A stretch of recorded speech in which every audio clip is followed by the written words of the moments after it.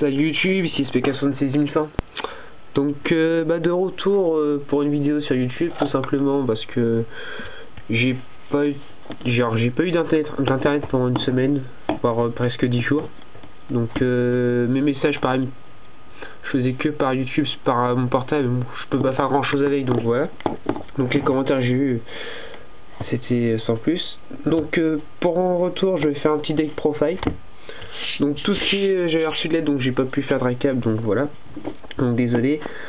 Donc là je vais essayer de me rattraper là si je peux, donc en faisant mon binder, des ouvertures. Donc je pense que je ferai une ouverture d'une petite buzz plus 10 boosters Abyss Resin, voire 15, je sais rien encore. Faut que je calcule avance que j'attends bien entendu un jeu qui va sortir, donc là qui sort demain.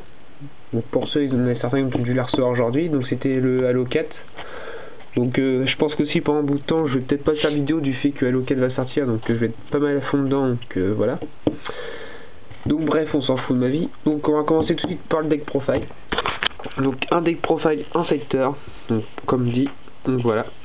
Donc j'ai testé un petit peu, ça va, ça tourne encore pas mal. Donc on va commencer tout de suite avec un libellule.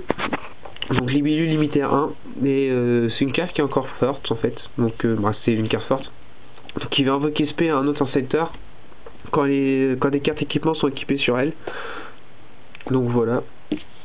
Donc x1 malheureusement. Ensuite un frelon. Donc le frelon lui va péter les cartes sur le terrain quand elle est équipée à un monstre et puis elle s'envoie au cimetière, on pète une carte. Donc A1 malheureusement.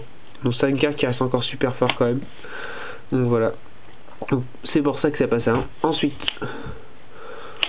3 centipèdes, donc le centipède qui va tuto le deck, donc x3, donc ça n'a pas été touché, donc ça va encore, donc x3, donc c'est une carte qui reste encore assez fort.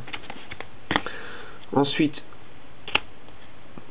2 coccinelles, donc la coccinelle qui monte les niveaux des monstres, donc voilà, donc x2, donc c'est suffisant je trouve, donc voilà.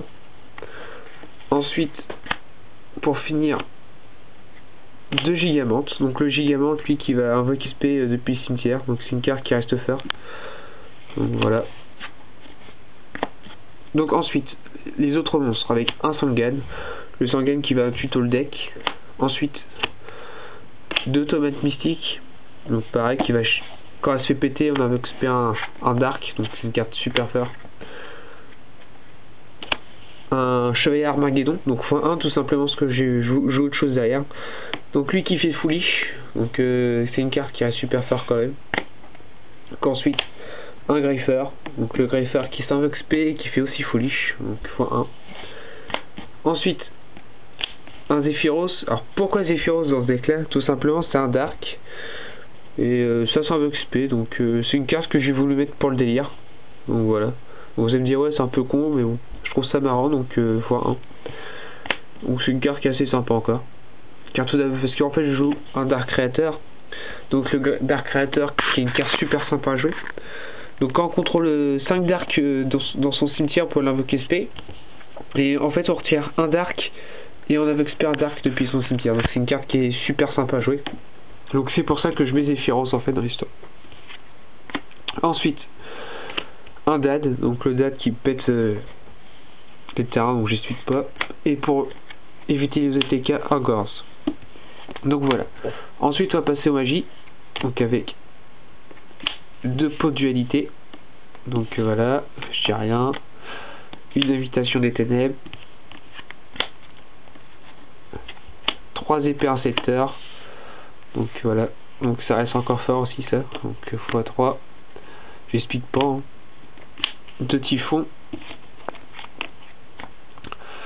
un foolish, un violent, un trou noir, un rebird et un book of wood. Donc voilà, ça c'était les magies. Donc on va passer aux pièges. Donc les pièges, je préfère préciser que j'ai pas mis de warning, j'ai rien mis d'eau tout simplement parce qu'en fait ils sont calés déjà dans les autres decks et j'ai voulu changer un peu d'autres cartes, donc pour changer un peu. Donc on va commencer tout de suite. Donc un torrentiel, donc voilà. Bon, je joue quand même un jugement au cas où. Ensuite 2 drainages magiques. Donc le drainage magique qui annule les magies, donc c'est une carte qui est super forte, donc qui est assez sympa à jouer. Donc, voilà. Ensuite 2 appels, donc une carte qui reste encore super forte. Une force miroir et 2 prévisions dimensionnelles. Donc voilà. Donc j'ai pas fait d'extra tout simplement parce que j'ai pas le temps. Et donc c'était vraiment faire une petite vidéo sur le retour sur YouTube. Donc voilà. Donc si vous avez aimé le deck profile, laissez-moi des commentaires, ou même s'il y a des trucs à changer, dites-le moi. Donc prochaine vidéo, donc ça sera soit l'ouverture de une Team Bots, ou soit une vidéo de une Team Bots plus qu'un booster ou un Trade-Binder, donc qui est pas beaucoup changé mais bon qui reste encore sympa, une petite carte à avoir, ou un Trade-Binder dans mon frère. Donc voilà. Donc sur ce, bah salut YouTube pour une prochaine vidéo.